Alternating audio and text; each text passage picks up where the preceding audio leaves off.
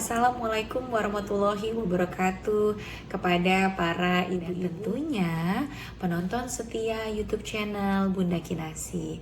Halo, perkenalkan saya Dr. Erika, spesialis jantung dan pembuluh darah.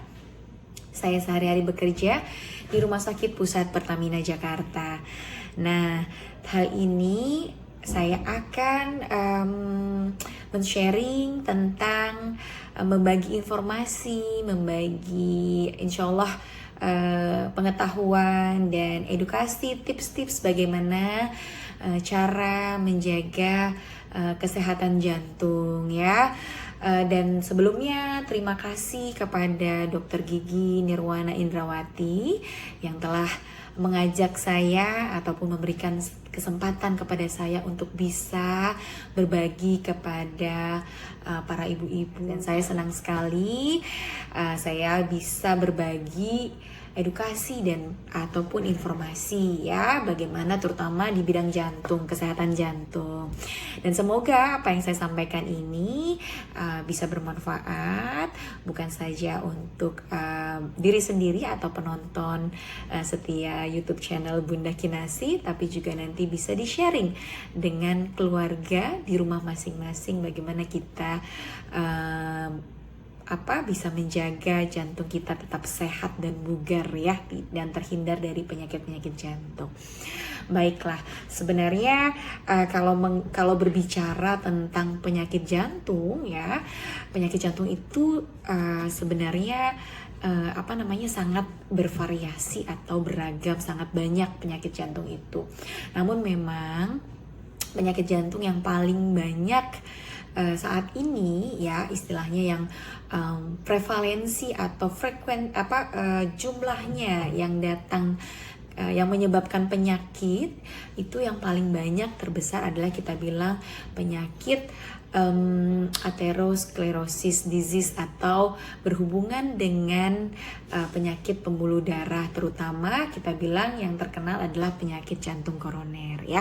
Jadi penyakit jantung itu banyak, ibu-ibu, ada penyakit jantung koroner, penyakit pembuluh darah, atherosclerosis disease itu yang ada plak-plak ya. Kalau misalnya ini gambarnya, nah ini pembuluh darahnya ada timbul plak nah di jantungnya ya. Ada juga penyakit jantung katup, jadi katupnya bermasalah sehingga ada gangguan di katup sehingga dibilang suka bocor ya.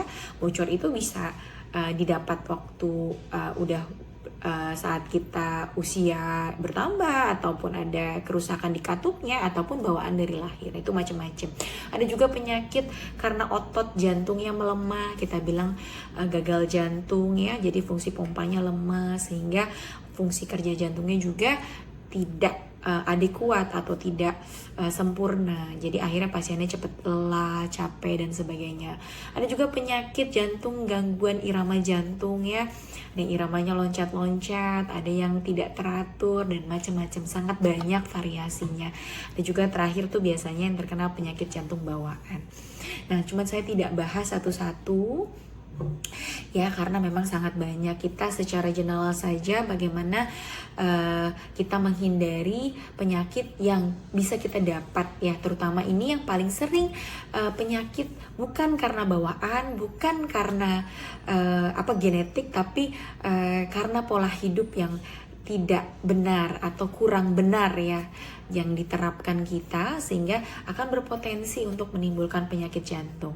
Nah, penyakit jantung yang saat ini menyumbang penyebab kematian terbesar ya, kalau era tahun 80-an, 90-an itu ya, itu penyakit yang menimbulkan kematian terbanyak itu adalah masih kanker ya, tuberkulosis, penyakit infeksi. Namun di era dekade ke 20 semakin era maju ya, semakin banyak kemajuan teknologi, justru penyakit metabolik ya, salah satunya ada penyakit jantung, terutama penyakit jantung koroner ya, itu yang memegang peranan yang paling besar untuk menimbulkan kematian ya. Jadi bukan saja di Indonesia tapi di seluruh dunia ya. Jadi sehingga ini menjadi isu ataupun permasalahan secara global ya. Nah, sekarang bagaimana sih kita menghindari penyakit jantung, terutama penyakit jantung koroner nih yang paling banyak ya menyebabkan kematian. Nah, ibu harus tahu dulu bahwa apa sih penyakit jantung koroner ya. Jadi penyakit jantung koroner itu adalah penyakit jantung ya atau pembuluh darah koroner ya. Jadi ada plak di koronernya. Jadi apa sih pembuluh darah koroner ya? Saya coba ambil ini ya. Ini ada gambarnya nggak ya? Oke. Jadi gambar jantung ya. Saya memperlihatkan nanti mungkin bisa ditampilkan gambar jantung ya. Nah, di jantung itu sebenarnya punya pembuluh darah. Nah, jantung itu sendiri kan dia fungsinya adalah untuk mengedarkan darah ya, memompa darah. Jadi misalnya darah yang kayak oksigen untuk ke seluruh tubuh. Jadi dia mensirkulat sebagai pompa sirkulasi di tubuh kita. Jadi dia memang sangat penting. Jadi organ-organ lain itu hidupnya dari jantung untuk dapat makannya. Dia bisa bekerja. Nah, jantung sendiri biar dia bisa mompa, biar dia bisa kerja, ngasih makan ke organ-organ lain ya. Dia juga butuh support. Support itu yaitu pembuluh darah. Pembuluh darah namanya koroner. Jadi pembuluh darah koroner itu adalah pembuluh darah yang ngasih makan ke otot jantung ya. Jadi pembuluh darah koroner itu adalah pembuluh darah yang ngasih makan ke otot jantung, sehingga kalau dia ada plak ya, tersumbat, misal ada sumbatan seperti ini di pembuluh darah koronernya, apa yang terjadi? Alirannya tidak jadi lancar ke otot jantung, sehingga terjadilah gangguan fungsi otot jantung, gangguan fungsi jantung sebagai pompa, sehingga otomatis kalau jantungnya bermasalah atau gangguan pompanya bermasalah, apa yang terjadi? Lama-kelamaan organ-organ lain juga tidak mendapatkan darah yang dipompakan oleh otot jantung atau jantung itu sendiri secara adekuat ya. Nah, sehingga terganggu juga pasti organ-organ lain. Nah, sekarang apa sih sebenarnya yang menyebabkan kita bilang ini plak ya atau sumbatan itu bisa terjadi di pembuluh darah ya.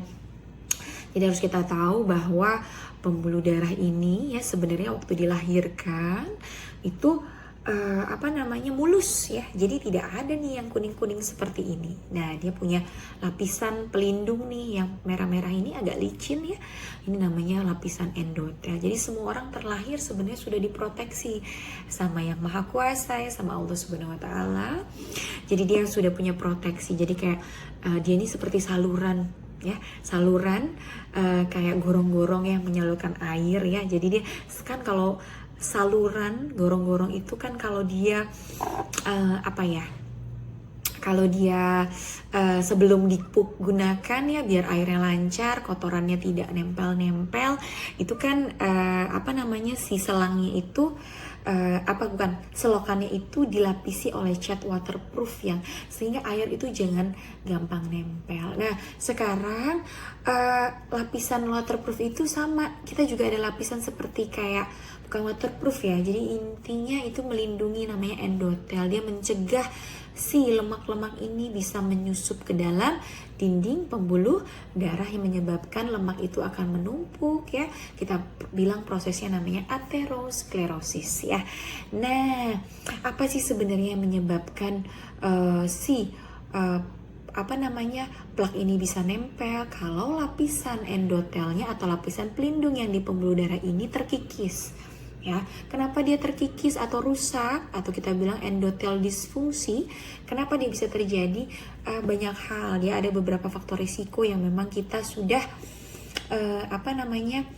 sudah sangat, saya rasa udah tahu ya gitu, udah tahu, cuman kadang-kadang kita tidak menyadari. Nah, apa saja sih yang bikin si pembuluh darah ini bisa jadi rusak dan akhirnya si lemak-lemak ini jadi gampang nempel dan membuat sumbatan di pembuluh darah koroner jantung ya.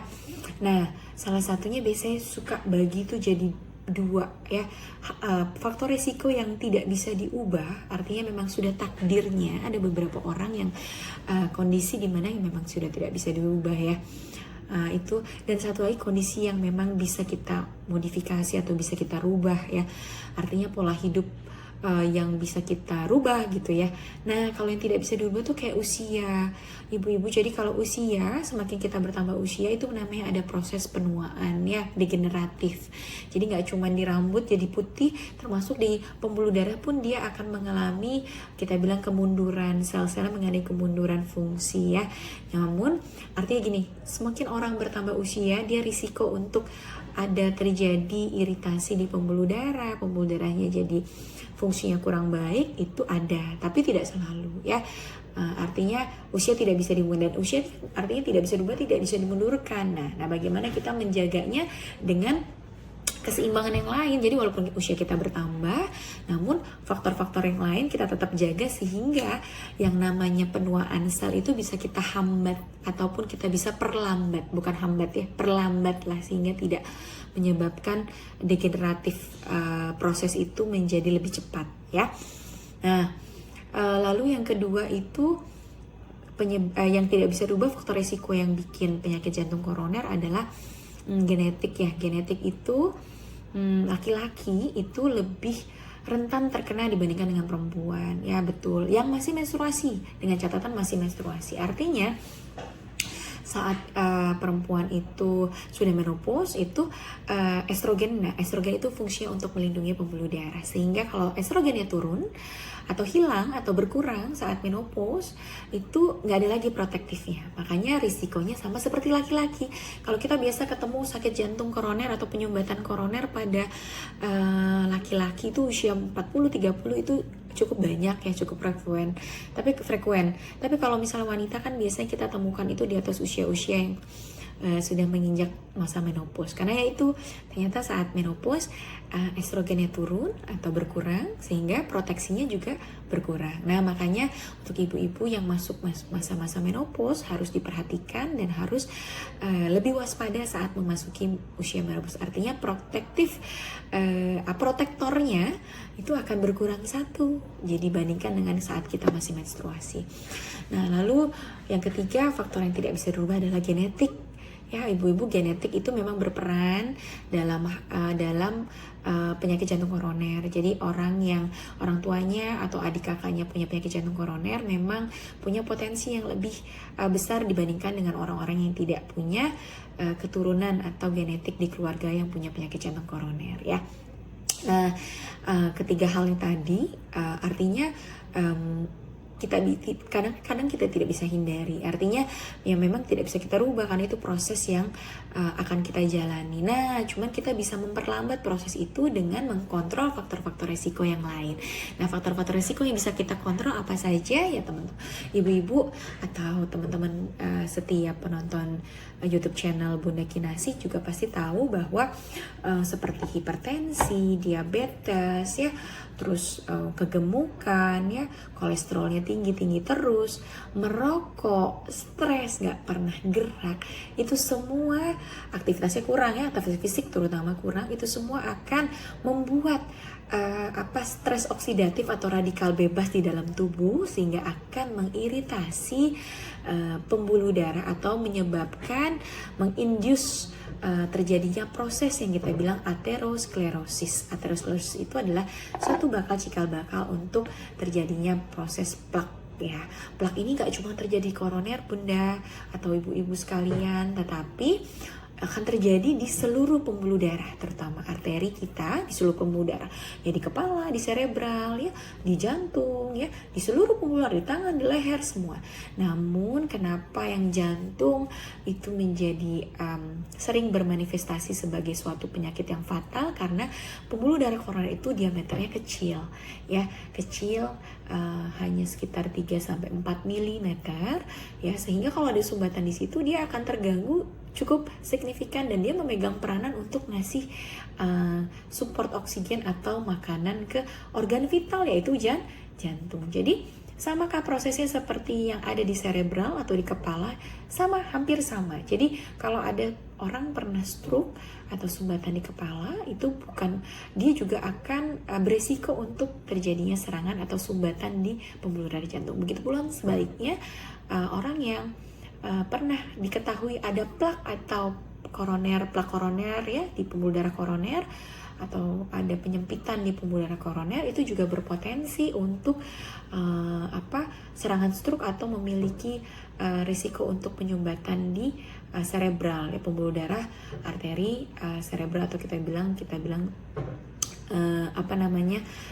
kita biasanya bilang kalau misalnya orang itu stroke ya, karena obat-obatnya hampir mirip. Nah, sehingga kita sangat penting menjaga bagaimana penyakit pembuluh darah ini, atherosclerosis disease ini tidak terjadi.